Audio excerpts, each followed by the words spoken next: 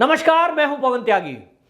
उत्तर प्रदेश के लखीमपुर से लेकर पूरे उत्तर प्रदेश को जलाने की साजिश उत्तर प्रदेश कांग्रेस, समाजवादी पार्टी और कम्युनिस्टों ने मिलकर करी थी और किसानों के नाम पर पूरे देश में आग लगाने की जो षड्यंत्र एक शुरुआत करा था लखीमपुर से, उसकी हवा योगी जी ने निकाल दी है। और योगी जी के कुशल नेतृत्व और उनकी सूझबूझ से एक बहुत बड़ा हादसा, एक बहुत बड़ा षड्यंत्र, एक बहुत बड़ी साजिश विफल हुई है। आपको बताएं, जो लखीमपुर खीरी में ऊपर से यह दिखाया जा रहा है कि एक जीप जो है किसानों के ऊपर चढ़ गई, ये फर्जीवाड़े का खुलासा हो चुका है। अब उसमें जो आरोपी हैं, जिन लोगों ने वहां लोकल गांव वालों की पीट पीट कर हत्या की है, वो वास्तव में किसान नहीं है। किसान के वेश में समाजवादी पार्टी और कांग्रेस के कार्यकर्ता हैं, जिनका खुलासा हुआ है। अभी आपको बताएं, ये जो पूरी साजिश है, इस साजिश को योगी जी ने विफल कर दिया है, क्योंकि ये लोग 2022 के चुनाव के पहले उत्तर प्रदेश में मुद्दा तलाश रहे थे। योगी जी की तरफ से जितने काम उत्तर प्रदेश में हुए हैं, इनको कोई मुद्दा नहीं मिल रहा था और इसलिए कांग्रेस अपने पुराने स्टाइल में आना चाहती है कि जहां चुनाव हो वहां लोगों के अंदर फूट डालो, वहां आग लगवाओ, वहां दंगे कराओ और सरकार जो सिटिंग है उसको बदनाम कर दो, ताकि आपको उसका लाभ मिल सके। पंजाब में भी हमने देखा, राजस्थान में भी हमने देखा और अब ये उत्तर प्रदेश में उसको दोहराना चाहते थे। आप सब जानते हैं घटना जो आई है, उस घटना में वीडियो जो सामने आए हैं, वो वीडियो में बड़ी क्रूरता के साथ गाड़ी के ड्राइवर और 3 अन्य लोगों को, यानी कुल 4 लोगों को जो भाजपा के समर्थक थे और उसमें एक गाड़ी का ड्राइवर गरीब परिवार थे, उसको पीट पीट कर बड़ी बेरहमी के साथ जिस तरह से मारा गया है, उस पर भारतीय किसान यूनियन की तरफ से भी बयान आया और उन्होंने कहा कि ये किसान हो ही नहीं सकते जो इतने बर्बर हैं, जिन्होंने नरसरन हत्या की है। ये जिस बेरहमी से युवकों को पीट रहे हैं, ये किसान नहीं हो सकता। ये वाकई में ये जो नक्सली हैं, नक्सलियों का ये तरीका होता है बर्बर इस तरह की हत्या करने का। और किसान यूनियन ने आगे बढ़कर इसमें समझौते का रास्ता दिखाया और ये तय हुआ कि इस मामले का तह तक जाकर जांच होनी चाहिए और इस जांच को योगी जी ने माना और जो मुआवजे की रकम तय हुई, उसके बाद एफआईआर दर्ज हुई। योगी जी की तरफ से ये बताने की कोशिश हुई कि केंद्रीय गृह राज्य मंत्री का बेशक बेटा ही क्यों ना हो, अगर आप कह रहे हैं कि वो दोषी है तो उसके खिलाफ भी एफआईआर करके हम जांच करेंगे। यानी कोई कितना बड़ा ओहदे पर क्यों ना हो, उत्तर प्रदेश को जलाने के लिए यदि कोई षड्यंत्र करेगा, कोई साजिश करेगा, यदि कोई दोषी होगा, योगी जी उसको बख्श देंगे बिल्कुल भी नहीं। ये योगी जी ने बता दिया है। और आपको बताएं, ये जो घटना हुई है, ये केवल इसलिए हुई कि जो लखीमपुर खीरी का वो गांव है बनबीरपुर, यहां पर पिछले लगभग 40 साल से दंगल होता है इस महीने में। और दंगल में ये गृह राज्य मंत्री, इसमें गृह राज्य मंत्री का गांव है, गृह राज्य मंत्री अजय मिश्र टेनी इनका गांव है, लेकिन इसमें डिप्टी सीएम केशव प्रसाद मौर्य को बुलाया गया था। ये जो अजय मिश्र टेनी है, इनके किसी बयान के कारण ये जो बहाना बता रहे हैं, ये किसानों ने ये तय करा कि हम इनको काले झंडे दिखाएंगे। लेकिन जब इसका पता खालिस्तानी लोगों को पता चला कि भाई डिप्टी सीएम आने हैं और ये अजय मिश्र टेनी का प्रोग्राम है, यहां दंगल में ये शामिल होने आएंगे, तो इन्होंने प्रोग्राम रच दिया कि यहां जो भी ये अजय मिश्र टेनी निकलेगा यहां से, उसका बेटा हो या उनका काफिला हो, उसको घेर कर मार दिया जाए। और इस तरह की प्लानिंग करके वहां सड़क के दोनों तरफ ये पत्थर, लाठी, डंडे, तलवारों से लैश होकर लोग खड़े हो गए। जब ये चीज इंटेलिजेंस विभाग को पता चला कि जिस हेलीपैड से उनको लेने के लिए जो केशव प्रसाद मौर्य हैं डिप्टी सीएम, उनको लेने के लिए ये जो टेनी है गृह राज्य मंत्री और इनका जो बेटा है, वो सब लोग जाने वाले हैं रिसीव करने के लिए। जिस रास्ते से जाएंगे वहां ये जो खालिस्तानी झंडे लिए हुए लोग खड़े हैं, इनके हाथों में तलवारें भी हैं और हो सकता है ये हमला ना कर दें। इसलिए उन्होंने डिप्टी सीएम को, जो वहां लोग थे, उनको खबर करी और गृह राज्य मंत्री जो ये मिश्रा जी थे, इनको बताया कि हमें यहां इस रूट पर आशंका दिखाई दे रही है कि कुछ बाहरी लोग आते हुए दिखाई दे रहे हैं, इसलिए आप डायरेक्ट किसी दूसरे रूट से वो जो कार्यक्रम है उस कार्यक्रम स्थल पर पहुंच जाइए। कार्यक्रम के लिए रूट डाइवर्जन हुआ, लेकिन जो मिश्रा जी का बेटा है,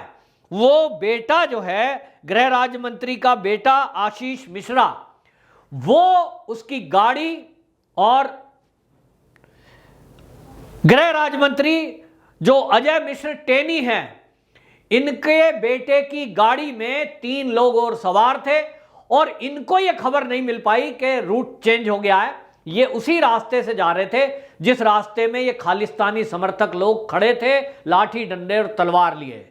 जो ड्राइवर का बयान है, जो वीडियो आया है, जो प्रत्यक्षदर्शियों ने भी पुलिस को बताया, वो ये कि ये जो गाड़ी थी इसको घेर कर मारने का इनका षड्यंत्र था और जब ये घेरने लगे और तलवार लेकर आगे बढ़ने लगे तो गाड़ी ड्राइवर ने तेज भगा दी बचने के लिए। उसी में एक पत्थर ड्राइवर की गर्दन पे लगा जिससे वो अचेत हो गया। गाड़ी आगे दूसरे कच्चे रास्ते पर आ गई जो 2-3 लोगों के ऊपर चढ़ी है, जिसके कारण कुछ लोग घायल हुए। गाड़ी पलट गई। उसके बाद ये लोग निकलकर भागने लगे, जिनको पकड़ करके ये उपद्रवियों ने लाठी डंडे और तलवारों से पीट पीट कर मार डाला। घटना को ट्विस्ट देने की कोशिश की गई और इसमें आग में घी डालने का काम किया गया, जो कि कांग्रेस का शायद पहले से लिखा हुआ स्क्रिप्ट था कि पहले यह घटना होगी, उसके बाद पुलिस लाठी चलाएगी, फिर उसके बाद तुम बवाल करना। शायद इनका षड्यंत्र तो यही होगा कि फिर यूपी की पुलिस को बदनाम करेंगे, लेकिन इनका षड्यंत्र विफल हो गया क्योंकि पुलिस ने किसी के ऊपर बल प्रयोग नहीं किया और ये आपस में जो इन लोगों ने, दंगाइयों ने किया है, वो केवल बीजेपी के कार्यकर्ताओं को मारा, जिसकी वीडियो सोशल मीडिया पे वायरल हुई, वो पुलिस के हाथ लगी। और सारी घटना में ये कांग्रेसी प्रियंका गांधी, तो आप देखेंगे कि रात को ही, घटना वाले रात को ही लखनऊ पहुंच गई। इसका मतलब उनकी पहले से तैयारी थी। और आपको बताएं ये पक्का कब करता है, आप देखिए कि इसी में कांग्रेस का एक लीडर है जो पंजाब में कांग्रेस का लीडर है, गुरअमीन, ये गुरु अमीन सिंह मंगत, ये कांग्रेसी लीडर है, ये पंजाब का है और ये लखीमपुर खीरी में उस घटना स्थल पर था। सवाल यह उठ रहा है कि यह पंजाब से चलकर घटना वाले दिन वहां क्या कर रहा था। इसका एक वीडियो वायरल हुआ है, इसका पहले बयान आया है और ये जो गुरु अमीन सिंह मंगत है, इसके कांग्रेस से संबंध है। दूसरा नेता आपको बताएं जो इसमें शामिल हुआ है अखिलेश यादव के साथ, उसकी फोटो भी है और उसका नाम है तेजिंदर सिंह विर्क। ये तेजिंदर सिंह विर्क वो है जो तलवार से गाड़ी के ड्राइवर के ऊपर हमला करना चाहता था। उस गाड़ी के तेज होने से ये नीचे आया है और इसके बारे में बाकायदा अखिलेश यादव ने ट्वीट करते हुए लिखा है कि थोड़ी देर में बात हुई है, थोड़ी सी बात हुई है और तेजिंदर सिंह विर्क जो है घायल हो गए हैं। इन तेजिंदर सिंह विर्क का भी एक फोटो आया है जिसमें अखिलेश यादव के साथ ये समाजवादी पार्टी का एक मंच साझा कर रहे हैं। अब सवाल ये है कि तेजिंदर सिंह विर्क हो या गुरु अमीन सिंह मंगत हो, एक कांग्रेसी है, एक समाजवादी है, ये दोनों लोग वहां घटनास्थल पर क्या कर रहे थे। इसका मतलब यह है कि यह विपक्ष की एक पहले से षड्यंत्र तैयार था, पहले से प्लानिंग थी कि यह इस तरह का बवाल करना है और उसमें जब एक केंद्रीय गृह राज्य मंत्री के ऊपर हमला करेंगे, जब डिप्टी सीएम के काफिले पे हमला करेंगे, तो पुलिस निश्चित रूप से बल प्रयोग करेगी और बस तुम्हें मौका मिल जाएगा। इसलिए इनका प्लानिंग थी कि जैसे ही पुलिस बल प्रयोग होगा तुम बस घेर लेना योगी जी की पुलिस को, योगी जी को। लेकिन इनके सारे मंसूबे विफल हो गए। जिस तरह से योगी जी ने इस पूरी घटना पर संज्ञान लिया, रात को जगकर इस पर पल पल की अपडेट ली, सीनियर मोस्ट लीडरों को लखीमपुर खीरी में कैंप कराया और जिसके बाद आपको बताएं किसान नेताओं से बैठकर बात हुई कि यह दुर्घटना है, इसमें पुलिस और सरकार का कोई रोल नहीं है। अब आपको हम मदद करेंगे यदि आप ये मदद करें कि ये बवाल फैलना नहीं चाहिए। और इसलिए आपको बताएं योगी जी की आज पूरे भारत में नहीं तो दुनिया में प्रशंसा हो रही है कि जिस विपक्ष ने उत्तर प्रदेश को जलाने की साजिश की पूरी तैयारी करी थी, स्क्रिप्ट लिखी गई थी, पंजाब से चल करके लखीमपुर खीरी बहुत सारे लोग पहुंच चुके थे, उनके दिमाग में पहले से था कि यहां केंद्रीय गृह राज्य मंत्री रहेगा, डिप्टी सीएम रहेगा, उनके काफिले पे हमला करेंगे, पुलिस बल प्रयोग करेगी और उसके बाद पूरे उत्तर प्रदेश को जलाया जाएगा, उसमें कांग्रेसी और समाजवादी शामिल होंगे। आप इसी से आइडिया लगाइए कि कांग्रेस का एक मुख्यमंत्री वो पंजाब से चलकर वहां आ जाता है, छत्तीसगढ़ का मुख्यमंत्री वहां पहुंचना चाहता है, प्रियंका गांधी एक रात को ही पहुंच जाती है लखनऊ।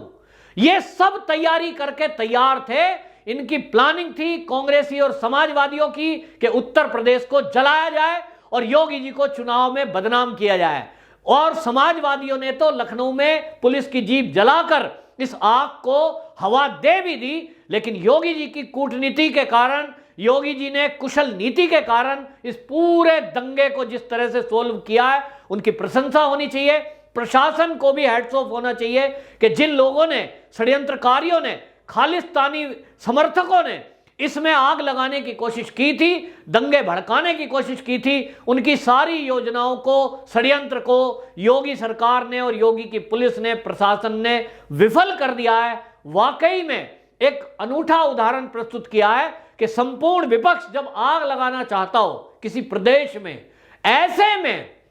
बिना उस हिंसा को भड़काए और सारे मुद्दे को सोल्व किया, यह बिल्कुल योगी जी के कुशल नेतृत्व और प्रशासन की कुशलता का एक बेहतरीन नमूना है। वहीं आपको बताएं कि इसमें जो बाहरी एंगल आया है, समाजवादी पार्टी के, कांग्रेस के और बाहर इसमें कम्युनिस्टों के कुछ एंगल जुड़ते हुए आए हैं, खालिस्तानी इसमें एंगल भी सामने आ रहा है। इस सब की जांच होगी और जब जांच होगी, परत दर परत खुलेगी, तो निश्चित रूप से इसके जो तार हैं वो समाजवादी और कांग्रेस के बड़े लीडरों तक जाएंगे, ऐसा माना जा रहा है। वंदे मातरम।